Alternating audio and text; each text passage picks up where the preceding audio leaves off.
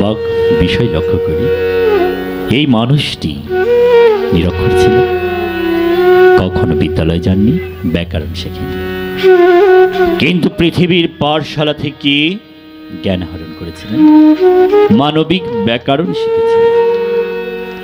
লালন প্রথম জীবনে দক্ষ কৃষ্ণযাত্রা অভিনেতা, চারণ কবি ও তীর্থযাত্রী সহায়ক ছিলেন।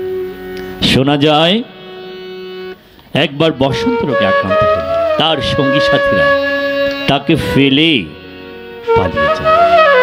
তখন এক মুসলমান ফকির দাম্পতি তাকে তাদের কুঠুরি নিয়ে গিয়ে সুস্থ করে তোলেন। নিরাময়ের পরে লালন বাড়ি ফিরে যান, কিন্তু তার পিতা, স্নেহময় জননী, প্রিয়তমা পত্নী ও গোটা হিন্দু সমাজ থেকে তিনি বিতাড়িত হন।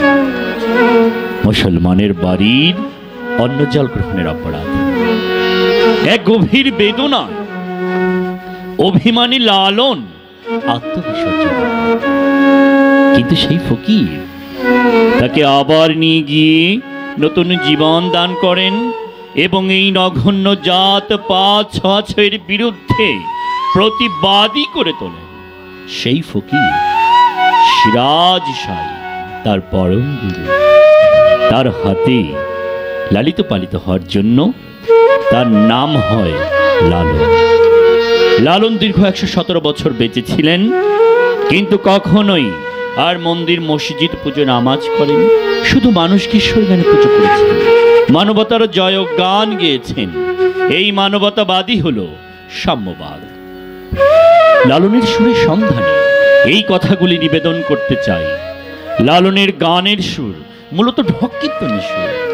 তখন মধ্যবঙ্গ, মুর্শিদাবাদ, নদিয়া, যশোরে চৈতন্য প্রেমের সুর কীর্তনের জোয়ার বইছিল। এই সুর থেকে ঢক কীর্তন।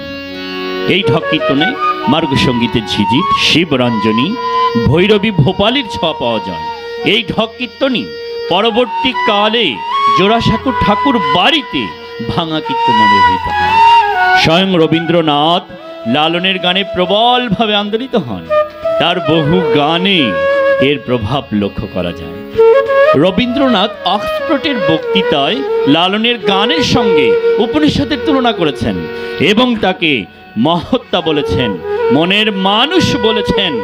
আর আমার মনের মানুষ আজকে আমার প্রিয় নিজ মাওনা গ্রামে আরশিনগর আখড়া বাড়িতে আমার মরহুমা হাসান আলী উপলক্ষ করে আজকের এই দ্বিতীয় অধিবেশনে লালন ভাব সঙ্গীতে আছেন আমার স্যার, আমার অভিভাবক, আমার গুরুজন, আছেন সম্মানিত নেতৃবৃন্দ, আছেন আমার প্রিয় মাথার তাজ, নয়নের মণি, আমার অভিভাবক, আমার প্রিয় নিজ মাওনা গ্রামবাসী, সম্মানিত মুরব্বী গ্রাম, আছেন আমার যুবক ভাইরা, উপস্থিত আছেন আমার সতী সাধু মা ও বোনেরা, পর্দার আড়ালে যারা আছেন, এবং এই দোকানপাট, এই ওরস মাহফিলে এই মহতি সাধু সঙ্গে যারা উপস্থিত আছেন, সর্বচরণে শ্রদ্ধা রেখে আমি আমার সংক্ষিপ্ত আলোচনা এখানেই সমাপ্ত করছি। সকলের সুস্বাস্থ্য কামনা করে এই লালন ভাব সঙ্গীতের সফলতা কামনা করে আমি আমার সংক্ষিপ্ত আলোচনা এখানেই সমাপ্ত করছি। সাধু সাধু সাধু। ধন্যবাদ। আমার